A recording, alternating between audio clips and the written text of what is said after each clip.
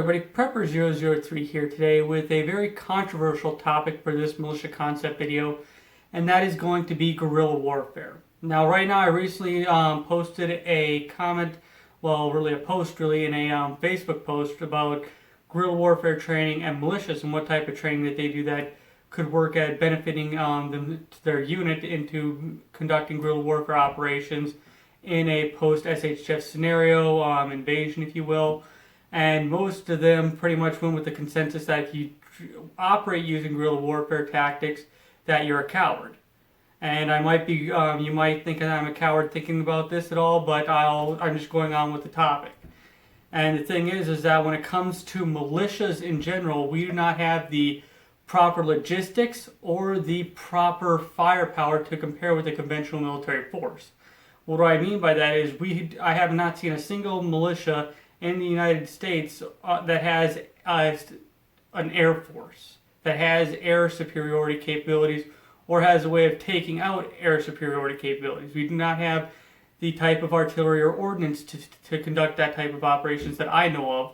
And on top of that is that we do not have the overwhelming amount of ground warfare capabilities as well. Sure, we might have a couple pickup trucks, maybe a couple Humvees and things like that. I'm talking nationwide here as the militia as a whole. But in common sense, most of us are just your normal average Joe with a standard rifle, a chest rig, a rucksack, and that's about it. We don't have the broad strength and capability to conduct conventional warfare. So what does that leave us with? That leaves us with pretty much guerrilla warfare and unconventional tactics, which results in us having to use small unit tactics, which is what I think that militias need to really focus on more in training than in these platoon-style tactics. And what I mean by platoon-style tactics is where you have these people that are organizing themselves almost like a military, where they have generals, they have majors, they have colonels. And what happens is you have too many chiefs, not enough Indians in that sense. To where you have all these people that want to make themselves huge ranked officers, yet you have maybe 5 people that they're supposed to be commanding for an entire state. Like for example, the state of Wisconsin, you might have 50 people and half of them are in a NCO style of role. You should really have only a couple of people that are supposed to be in command, and the rest of them actually training and conducting ground warfare tactics and small unit tactics. In essence, you should also have every one of those individuals training to be a leader in and of itself, which comes into bringing into that small unit tactics and developing each individual member, because every member should be able to go out and grab a random group of people and up-train them into being a competitive fire team. And that means, like, for example, if something was to happen and I was to be, just throwing it out there, stranded in Milwaukee, and an invasion from the Chinese or the Russians or the Canadians, what have you, happens, just throwing out some random off-ball scenarios here, I should be able to give a general consensus to be able to train just a small group of people around me. Sure, it's not going to be the best type of thing. We might not have all of the necessary time, all the necessary skills and everything preset and ordained and give them the extensive training that you would want to need.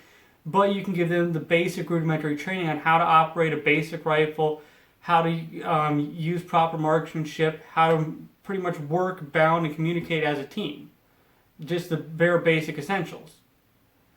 And with that is you also, with being able to develop each member of your fire team and the small unit tactics as being a leader, you also need to cross-train each one of these individuals as well. And in essence, if your sniper or long-range precision person goes down, you have somebody that can immediately go and fill that role. Or, for example, you have a leader that gets injured or is incapacitated in the field. You have somebody that can immediately take up the position and start filling that role and keeping keeping your team in the fight. So that's just the way that I'm kind of going at this. Is just that I think that the militia should stop trying to focus so much on to overall rank and file and actually focus on the individuals at the bottom and work on building them up. And that means actually having standards, having qualifications, having PT standards, and really working on building up each of those members of the militia into being an actual warrior, rather than just being something there to, yeah, I'm a 3%er, I got my sticker on my gun, I got a t-shirt, and that's what makes me a militiaman. What it comes down to is, and with the guerrilla warfare, is we're the last line of defense. We're the actual citizenry. We're not different from any other person or any other person in our neighborhood. The only thing is that we actually train and prepare for the worst case scenario, which is why we try to give ourselves every bit of an advantage as we can in that type of a scenario, if something was to happen. So the next thing when it comes into is the guerrilla warfare tactics and what would happen when you actually start doing these guerrilla warfare operations.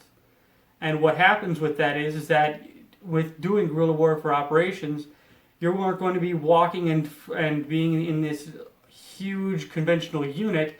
You might have 5 or less people operating with you in your entire area. So with that is you need to be very conspicuous with what you do, and you need to be able to blend in with the civilian population. And this is where I kind of got controversial in the comment sections, because what was told to me, and you might agree with this comment, but what was told to me is that if you fight and then blend in with the civilian population afterwards, that you're a coward.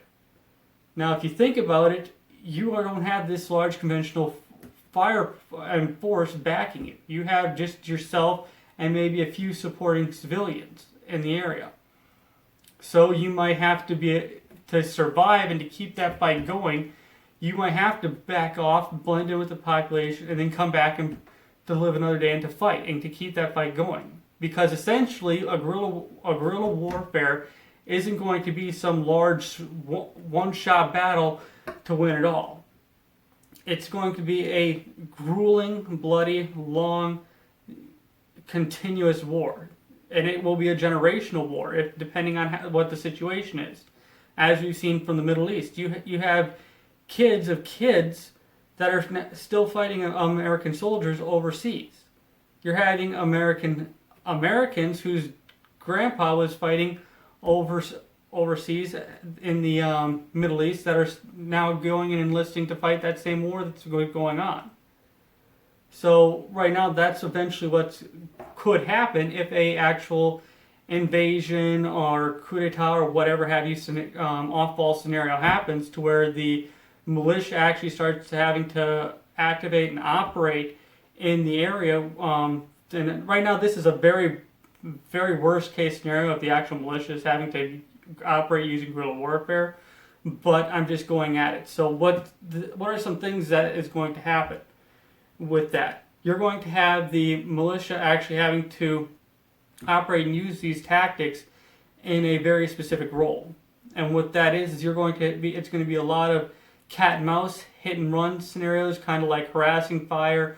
With that hit and run, you might attack a patrol base to maybe take out 1 or 2 enemy combatants, and then back off and blend in for maybe a week or 2 before you conduct another operation. And what type of operations would you be doing? You might be damaging enemy supply lines, damaging enemy infrastructure, and what I mean by that is roads, bridges, dams, communication structures, things along those lines. Or for the most part, you might have to attack HVTs. And I know a lot of people think that attacking HVT is like some long-range precision sniper thing where they're taking out some high-ranking enemy official, and it could be that. But a lot of the things for high-value targets could actually just be a lot of high-value infrastructure. Communication equipment, electrical equipment, maybe medical transports, things along those lines that are going to be crucial key assets to the enemy operations and everyday living. So it could just be a generator unit to damage and to create disruption around the morale of the enemy opposition. The biggest thing that I think that a lot of militias don't really think about is gathering intel and networking with the populace around them. A lot of militias kind of try to keep on to the very off-grid, Op 4 or an OPSEC type of thing where they're just being as secretive as possible because they don't want anybody to know about them. Well, the problem is that in today's society, it's very hard to not be known about anything. So unless you're completely off grid, and if you're operating that way, congratulations to you. But I'm just going at it on this scenario that this SHTF scenario or whatever off-ball scenario has actually happened. So now you're actually having to network with the citizenry around you, with your neighbors, and eventually having to outbranch into maybe having spy networks and things along those kind of lines, to where you're actually starting to infiltrate your opposers' networks and infiltrating their overall, even if you are able to get into infiltrating their base of operations. So that's where a lot of it can come down to, and that's why actually being able to blend in with the population can be a very good tactical advantage to you and to your unit. So right now, that's why I just wanted to make that kind of case with the guerrilla warfare, and maybe getting your guys' units to focus a little bit more on small unit tactics and operating on an individual and small unit level rather than these large conventional levels. So overall, in the end, it's up to you. I really kind of want to hear your guys' thought process on this and on how operating in a more guerrilla warfare style tactic over a larger scale conventional warfare tactics would play out. And like I said, a lot of this is speculative. There's a heck of a lot of variables in this. So I really just want to hear what you guys have to say and what you guys are thinking about it. So really, I appreciate you guys watching.